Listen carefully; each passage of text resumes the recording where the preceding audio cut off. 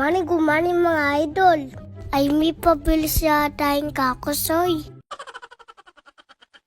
Nung isang araw pala pumunta kami kay Idol TikTok. Kalwat ko na lugumanagkat kayan eh. Buri ko kasi nga balo kung nano lalasa lang nga lang kamatayan tilapia. Charis! Kahit medyo muulan nga, marami pa rin pumupunta.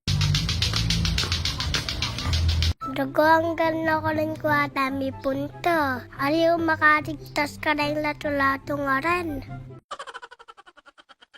Una nga namin pinuntahan yung mga alaga niyang ibon. Ito naman itong nasasalitang ibon. Ayaw nga masalita, nakatopak. Makayinggot daw man din eh. Mapoy lumatangos larong. Napunta naman kami sa swimming pool para tignan si Idol. Sayang nga lang hindi na namin nabutan. Haligo na naman natakmanin na lang kamatayan tilapia. Kapag napunta ka nga dito, bukod sa tilapia, marami kang makikitang iba layop. Sa lahat na nakita ko dito, ay ningabor yan kasoy. Ingal mo sa langgang hapunan. Kasana kayong batal na. Len mo naman ka pa na. Malawot siya pang babaknol. Binuntahan ko pa nga yung kusina kung saan naluluto si Idol. Botarguatin niya may tagap dito ng tilapia. Last naman namin pinuntahan yung kubo.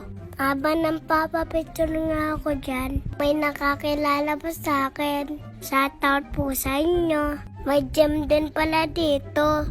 Tatambay pa sana kami, kaso nga lang, medyo muulan na naman nga. Kaya nagyaya na din si mama umuwi. Pero bago nga kami muwalis, ay nakita pa ako Praiguan. Sa mga oras nga na yan, nang-enjoy pa ako. Pero ang totoo niyan, nasisisi ako. Ba't nakita ko ba to?